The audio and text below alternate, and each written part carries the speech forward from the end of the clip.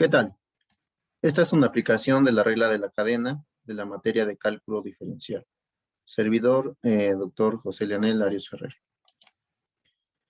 Bien, una vez que se han, digamos, entendido ciertas reglas, ¿sí? El decir de dónde viene la regla de la cadena y se han realizado algunos ejercicios, muy seguramente el estudiante se preguntará ¿para qué se aplica?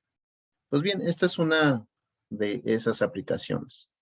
Bien, primero que nada, para una aplicación de la teoría, siempre hay que formular un problema. En este caso, se trata de una empresa que produce Q unidades, ¿sí? De cierto bien, el que sea, donde se tiene la siguiente ecuación de utilidad. Esta ecuación que ustedes ven aquí, Q igual a 400 menos 10Q más 0.1 de Q cuadrado. Y como es una ecuación que vamos a estar utilizando, la etiquetamos con la ecuación 1, ¿sale? Si después de un estudio de mercado, ¿sí? Nosotros encontramos que hay una relación entre la cantidad demandada, que le hemos llamado Q, y el precio P, nosotros tenemos esta relación, ¿sí? Este tipo de relaciones bien se pueden encontrar con ciertos estudios de mercado, ¿sí? Y podemos encontrar, o encontramos en este caso que P está dada por esta ecuación de 500 menos 2Q. Y eso lo podemos etiquetar con una segunda ecuación, con una ecuación 2, ¿sí? Lo que se trata es de utilizar la regla de la cadena, ¿sí? Para calcular la razón de cambio de la utilidad respecto al precio unitario, ¿sí? Ello cuando el precio es de 100 pesos, ¿sí? Pueden ser dólares, pueden ser euros, etcétera, ¿vale? Ok, entonces, bien, aquí tenemos las ecuaciones, ¿sí? Que vamos a estar usando de manera recurrente, ¿sí? La ecuación 1 y la ecuación 2. Esta ya es la parte de la solución del problema, dando un breve preámbulo, ¿sí? Recordar que la utilidad, ¿sí? Viene dada por los ingresos menos los costos. Entonces, de esta ecuación 1, ¿sí? Bien podemos ver a esta parte positiva, ¿sí? Como los ingresos, ¿sí? Lo cual es una parte fija, y una parte aquí que depende meramente de la cantidad demandada, y esta parte negativa la podemos ver como los costos, ¿sí? Entonces, finalmente, la diferencia entre los ingresos y costos es la utilidad que la empresa va a tener. Ok, también recordemos también que existe lo que se le llama la función inversa de la demanda, ¿sí? Nosotros actualmente tenemos en la ecuación 2 a P en función de Q, pero también podemos obtener a Q en función de P. Es a lo que los economistas le llaman precisamente la función inversa de la demanda. Bien, entonces de esta ecuación 2 podemos despejar sin problema, ¿sí? A Q. En este caso, un primer paso sería menos 2Q, pasarlo a la derecha, positivo. Como está negativo, pasa positivo. Y este P, como está a la izquierda, está positivo, pasa a la derecha como negativo. Bien. Después, como tenemos 2Q, hay que despejar, hay que tener a Q solita, entonces este 2 está multiplicando, pasa a dividir.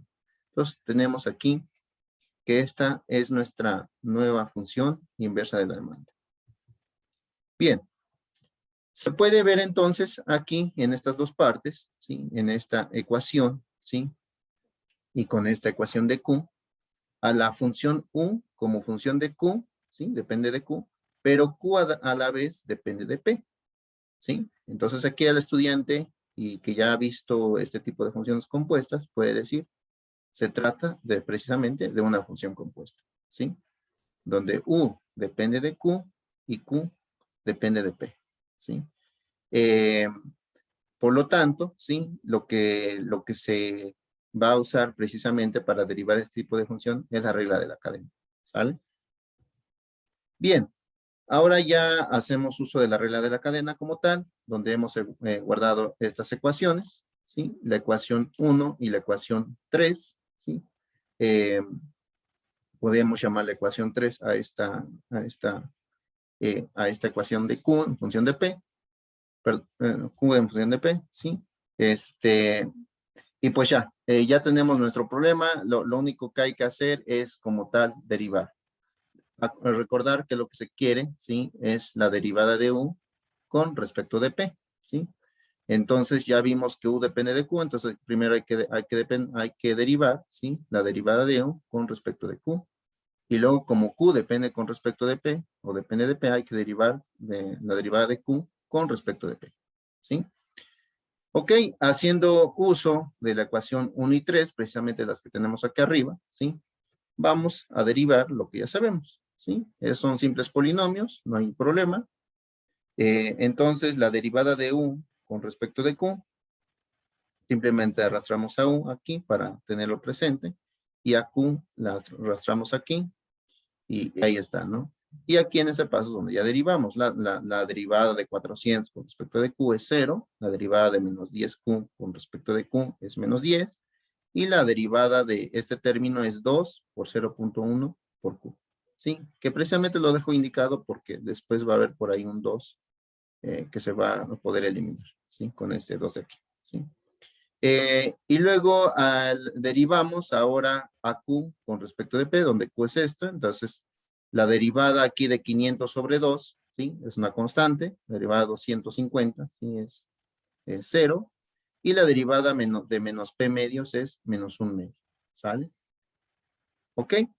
Entonces, ya tenemos una primera, digamos, una primera parte de la solución, ¿sí? Donde es esta derivada de U con respecto a P, pero no olvidemos, ¿sí? Que hay que poner a Q en función de P, ¿sí? Para que todo esté completo. Entonces, en este caso, ¿sí? Es lo que se hace, ¿sí? Ya para dar una razón de cambio general de la utilidad, ¿sí? Entonces, lo que hacemos es sustituir esta ecuación 3, ¿sí? En esta última derivada, ¿sí?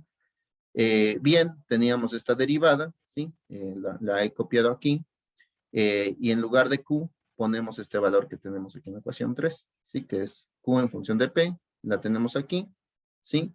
Y es aquí donde vemos que este 2 se va a ir con este 2 de aquí abajo, precisamente, ¿sí? Entonces, nada más queda este 0.1 por 500 menos P, ¿sí?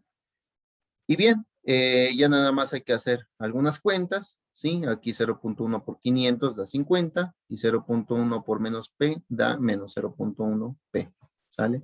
Este menos 10 más 50 se vuelve un 40, ¿sí? Y este menos 0.1 P queda así, ¿sale?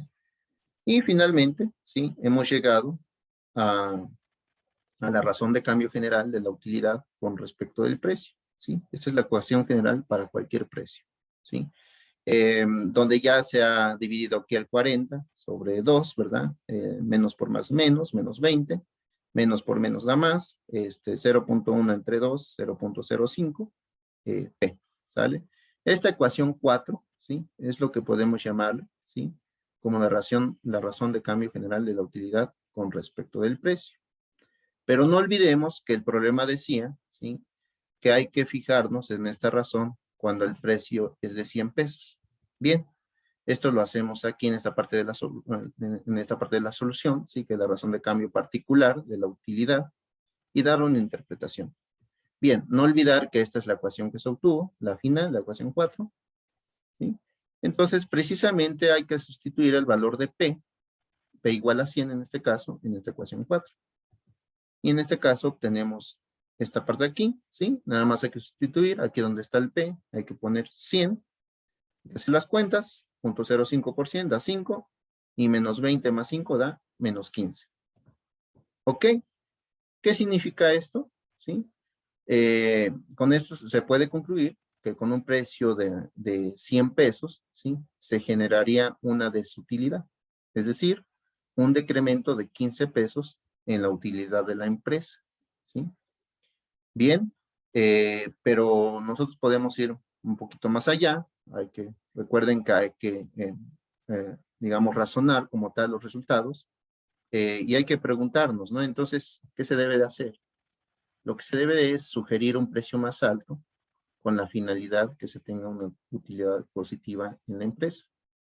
Bien, podríamos dar un ejemplo muy rápidamente, ¿sí?